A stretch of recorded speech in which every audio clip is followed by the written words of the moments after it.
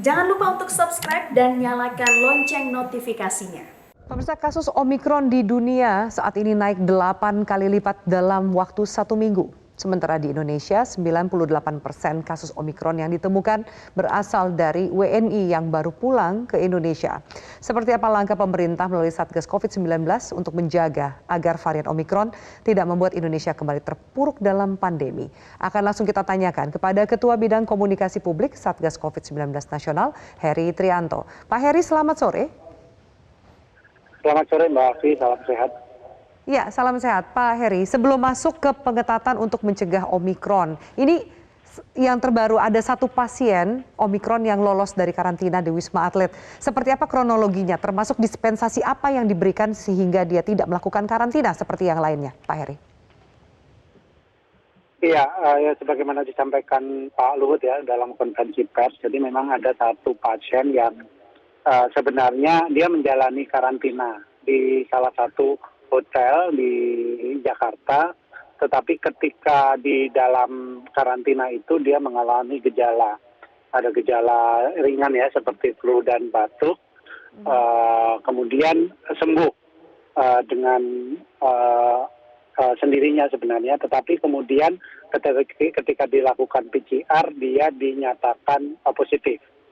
Jadi dia tetap di dalam karantina karena nyaris gejalanya sangat ringan dan dia berkomitmen untuk menjalani di sana. Pada perkembangannya dilakukan tes kembali PCR berikutnya untuk exit test sampai hari ke-10 yang bersangkutan dinyatakan negatif. Jadi dia bisa melanjutkan perjalanan. Itu dari di situ dulu. Kemudian karena hampir semua pasien yang positif karena pelaku perjalanan internasional itu dilakukan genome sequencing. Jadi hasil genome sequencing beberapa hari setelah yang bersangkutan berada di luar bersama keluarganya, itu dinyatakan dia Omikron.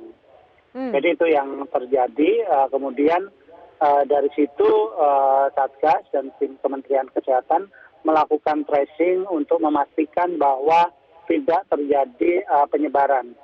Jadi saudara yang anggota keluarganya itu 10 atau 11 orang yang dilakukan sebagai kontak erat dites dan mereka semua negatif.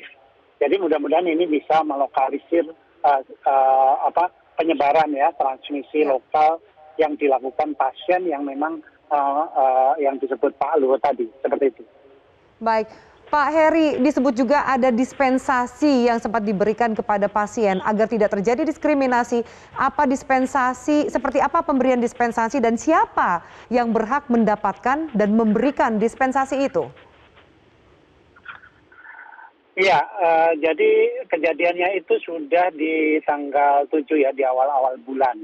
Dan selesai berarti sekitar 10 hari kemudian di sekitar tanggal 17 kasusnya.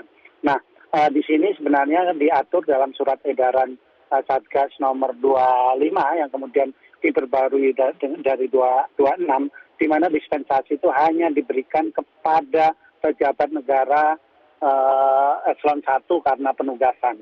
Jadi tidak berlaku bagi anggota keluarganya. Jadi ini tentu saja kita patut telusuri, sepertinya ini masih menjadi bagian SE yang sebelumnya ya. SE 23 di mana waktu itu ada sejumlah orang yang didispensasi, kemudian anggota-anggota keluarganya. Tetapi sejak keluar SE nomor 25 hal itu sudah tidak dilakukan, disampaikan oleh Pak Luhut tadi bahwa kita akan sangat selektif dan memang kenyataannya sekarang saya menyaksikan tidak begitu banyak orang yang meminta dispensasi untuk karantina ini semata-mata agar ya tadi untuk memitigasi risiko terjadinya siapa yang berhak meminta atau mendapatkan dispensasi? Apa syarat-syaratnya, Pak? Ya, pejabat eselon 1 ke atas yang karena penugasan. Kalau selebihnya nggak bisa. Jadi eselon 1 ke atas itu kan berarti dirjen ke atas ya Mbak Afi. Dan anggota keluarganya tidak berlaku dan dia memang pergi itu karena alasan penugasan dari negara ya, penugasan dari kantornya masing-masing. Gitu. Baik, Pak Heri, data terakhir pasien positif Omikron di Indonesia Berapa jumlahnya sejauh ini, Pak?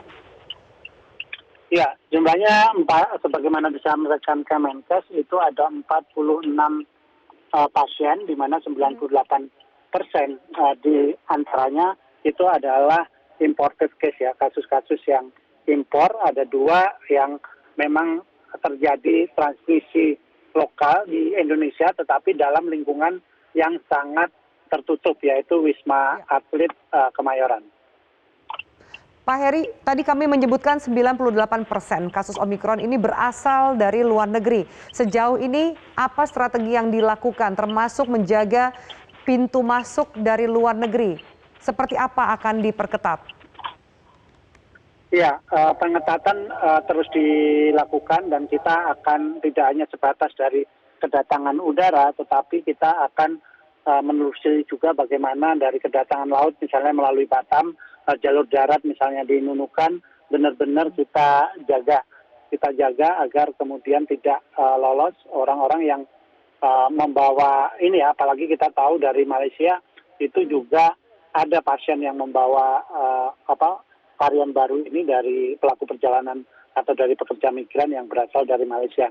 Jadi ini benar-benar kita jaga. Besok Satgas akan memastikan bagaimana agar di Batam itu juga terjaga, kemudian juga ke Nunukan untuk memastikan situasi di sana juga terkendali, dan kemudian karena memang ada kecenderungan kenaikan jumlah pelaku perjalanan itu masuk ke Indonesia, ada opsi juga untuk membuka pintu kedatangan di Surabaya itu semata-mata untuk mempermudah proses administrasi dan akomodasi mereka di tempat-tempat karantina terpusat pemerintah. Pak Heri, untuk mengkonfirmasi berarti membuka jalur kedatangan pekerja migran Indonesia di Bandara Juanda Surabaya khusus pekerja migran Indonesia saja. Dan sejauh ini seperti apa keefektivitasan yang dicoba dihitung oleh tim Satgas untuk menahan penyebaran Omikron?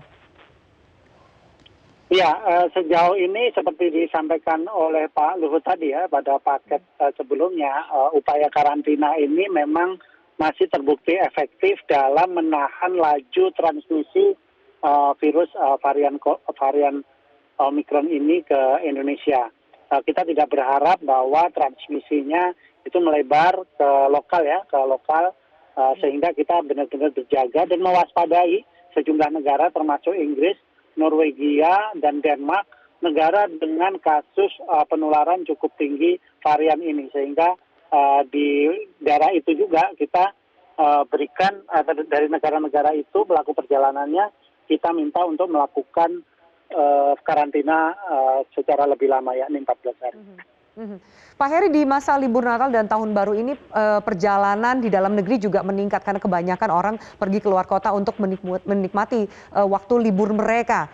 Prediksinya adalah sampai di awal pekan tahun depan. Apa antisipasinya lebih jauh agar kemudian tidak ada lonjakan kasus positif COVID-19, terutama pasien Omikron?